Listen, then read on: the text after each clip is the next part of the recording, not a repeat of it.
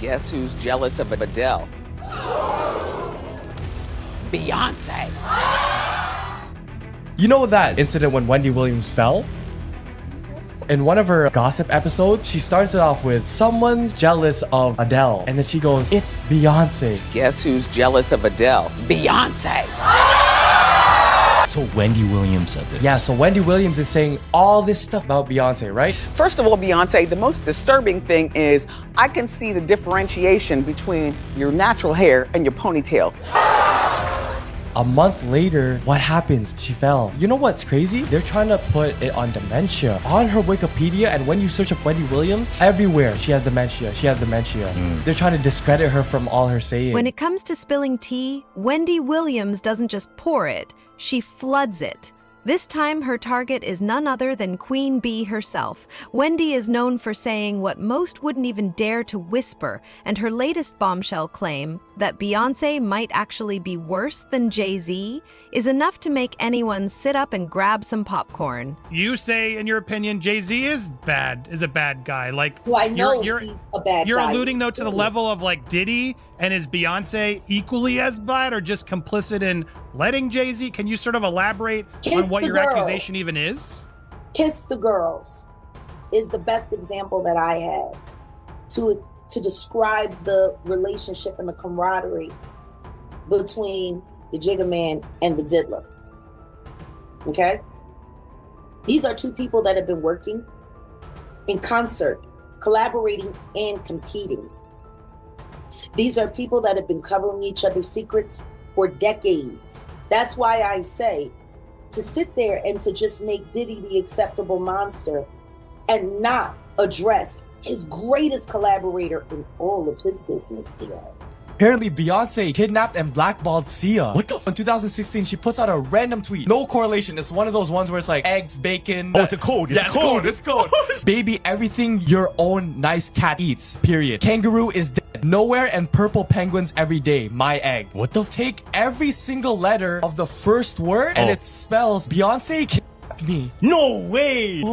They circled the first. Oh my God! It really. Beyonce kidnapped me. Yeah. What the? In one of the interviews when Beyonce was talking about Sia, look what she said. Can we interview Sasha? No, she's never done an interview. I don't know if she ever will, because I don't really think I'd like her interview. No way. I don't think I really would want her to be in an interview. Michael Jackson, I'll see ya. See ya, double hundred, baby. Oh. It's like saying the sun is dimmer than the moon. How does that even make sense? But leave it to Wendy to take the conversation into uncharted waters. You like being a wife? You like being a wife as opposed to a girlfriend? I like definitely, And I'm just asking you this because, you know, I never married. I chose not to marry. But I always love it sometimes when guys will say, you know, that's my wife, or my wife called, or I got to get this for my wife. You know, just when you hear the word wife and you know that he's talking about you, do you like that? Do you go, yeah.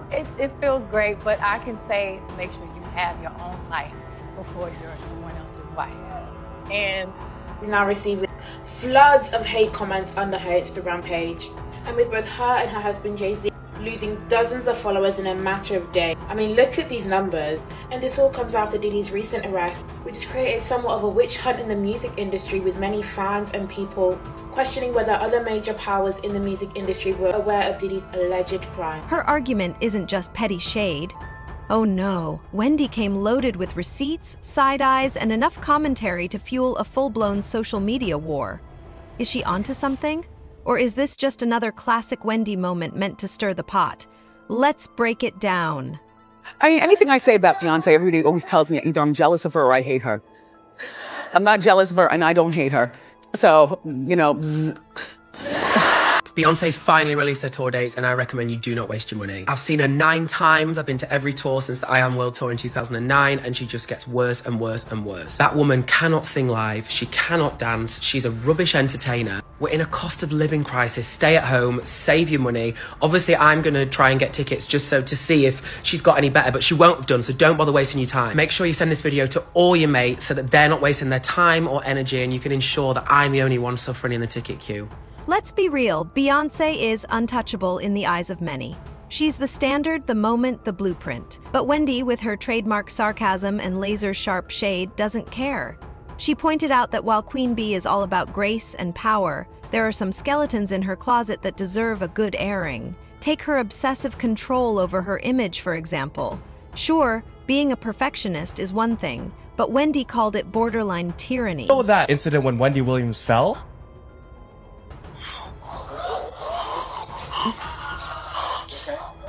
Remember when I was talking about how she was talking Beyoncé before? Beyonce recently, when she sat down, the baby bump squashed, bent, and crumpled. She's either giving birth to a frisbee or Stewie from Family Guy. Day 171. I've sprouted another finger.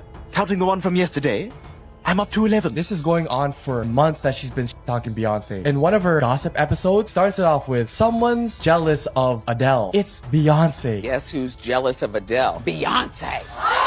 A month later, she finally fell. You know what's crazy? Oh, the industry, they're trying to put it on dementia. On her Wikipedia, and when you search up Wendy Williams, dementia, she has dementia. They're trying to discredit her from all her saying. It's like she really got targeted because she just kept talking Beyonce. And you know, if you know enough about Jay-Z and Beyonce and their past, then you know they've been accused of stealing more than a few times. Jay is alleged to, you know, like an upcoming rapper who, you know, will never be famous, but has a nice spit game, you know, nice with it, just, you know, let me take this, make it my own, allegedly. And Beyonce also with styles and Beyonce is losing hundreds of thousands, millions of followers every day. And she still hasn't said anything. Just pretending like life is great in Paris. Is it her place to say so? I mean, probably not, considering she's gonna be indicted for anything she would say. These are criminals. Diddy is a drug dealer, and so is Jay-Z. The proof is there. Apparently, Beyonce doesn't just run the world. She micromanages it. Every single photo, video, and public interaction is meticulously curated. While that might be great for fans who worship her flawless image, Wendy thinks it's exhausting and, dare she say, manipulative. Meanwhile, you got Lamisha Fuller telling Adria English that they were harboring little people at Yellow Beezy's trap house. I did hear about It's that. a short ride from DeSoto to just past Singing Hills. And who is Yellow Beezy connected to? Jay-Z. There you go. He likes driving around in them little convertible and coupe Maseratis up the colonies. What did Lamisha say the other day? I don't know why Jaguar would say that about Yellow Beezy. He's a good man. He's always doing stuff. He be giving away turkeys and stuff and whoop-de-woo. My boyfriend don't want a record deal. He just likes to rap. Yet a week ago, you were asking for people to send beats for him to help him put together his demo tape. Yeah. Like, it's insane.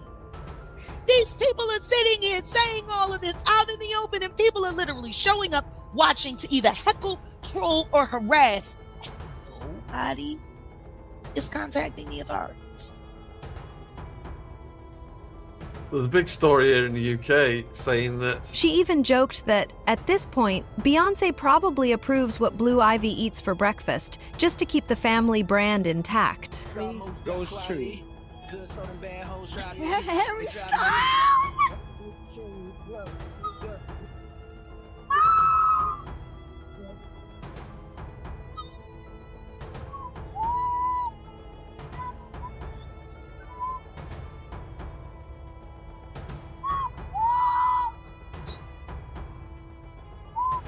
And there's a lot of hype around the way she's moving. And like I said, it's just now when I'm looking back, especially after yesterday with Courtney, and now that it's on record that she's Courtney Burgess's attorney, I don't know, it seems like she would have mentioned that sooner. You'd think. And how do you have two sources that have the same tapes, right? Yeah, but she also said in earlier interviews that she saw the tapes. She was shown up. I think someone held up the phone or through a Zoom is how she tried to justify it. But and she said she saw it, and So I'm just curious, if Courtney had it and he never watched her, who played it for her?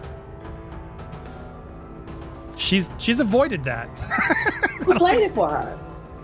Well, and that might explain why they got this sort of summons, no? It seems like all of this. And let's not forget Beyoncé's infamous silence. Wendy was quick to point out how Queen Bee rarely addresses controversies directly, instead letting her loyal fans, or more accurately, her army of digital warriors, do the dirty work. Beyonce campaign was really going to, that's what people aren't understanding, is how this works.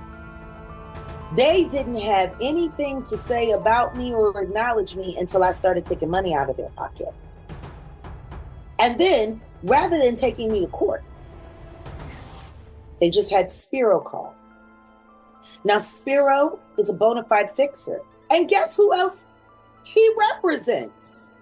Well, he represented Alec Baldwin beautifully. I have to give him credit. Oh, no, he's a wonderful fixer. That was an insane fix he did. But yeah, he's very, very popular. The narratives in place. He also represents Elon Musk. Mm. And he's also now representing the Tupac Shakur family, trying to get to the bottom of what happened to Tupac. He also, allegedly, if I'm not mistaken, put together the legal team that failed Tory Lanez. Specifically about Jay-Z. And there are some clips I want to watch with you, particularly one of Rihanna that really freaked me out. This clip, guys, if you haven't seen it, which I hadn't seen it until this morning when I saw this headline, Kim found it for me. Let's watch this clip quickly. Crazy Let's that you watch haven't Tyra seen like pushing to get this out of Rihanna, and when it does, man, it made me feel very, very uncomfortable. Audition. Yes, but before I met him, I was so nervous. I was shaking literally.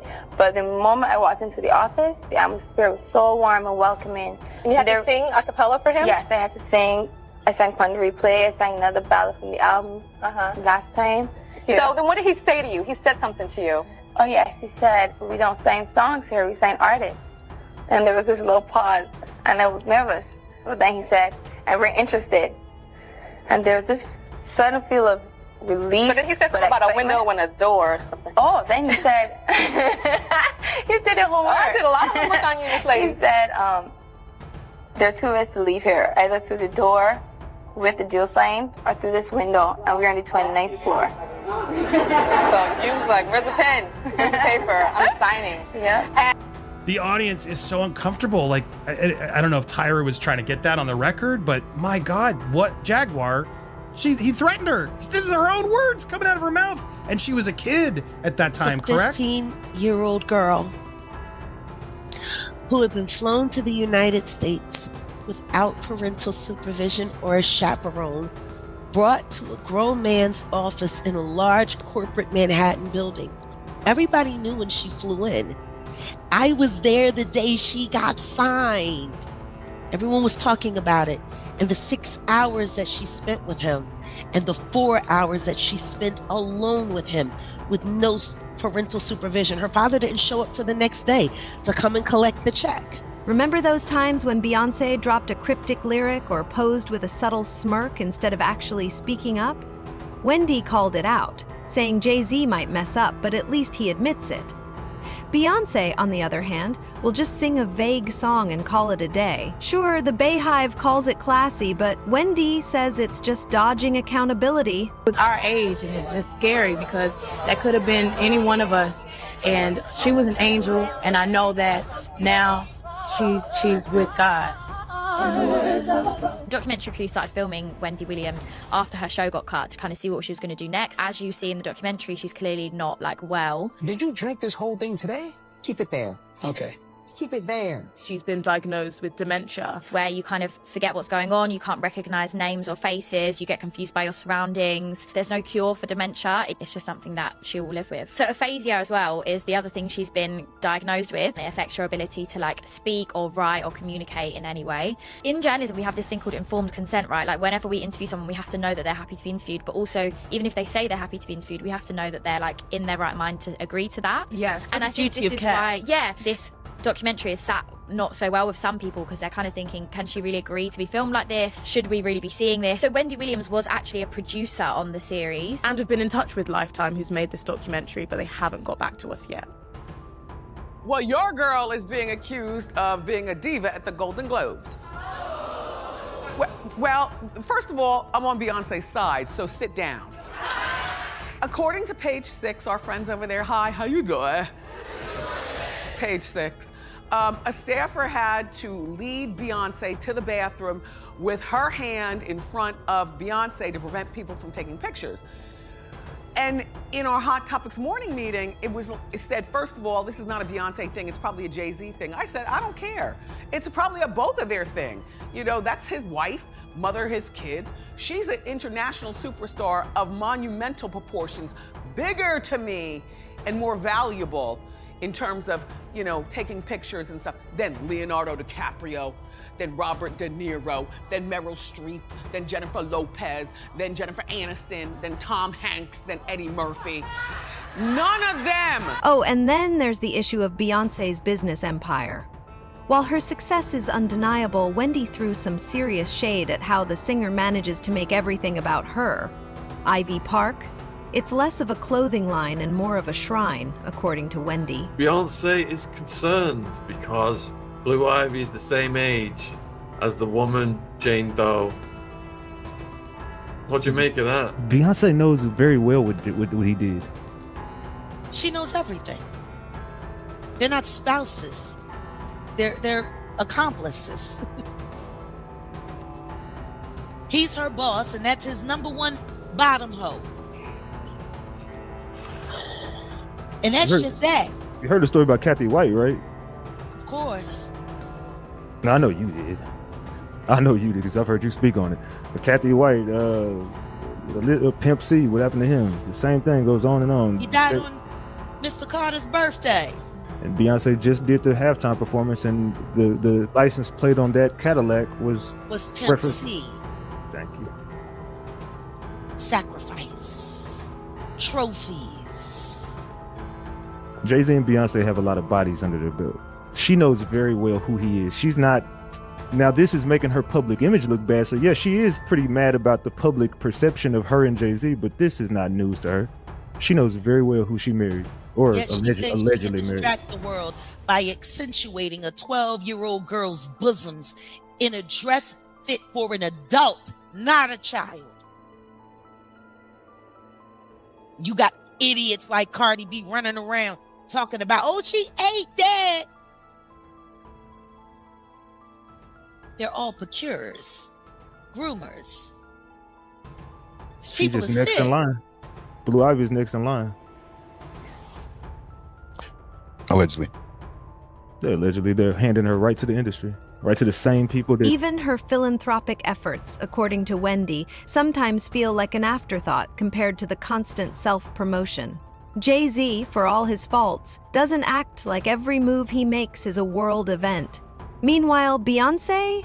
Well, Wendy joked that she'd probably drop a Netflix special about brushing her teeth.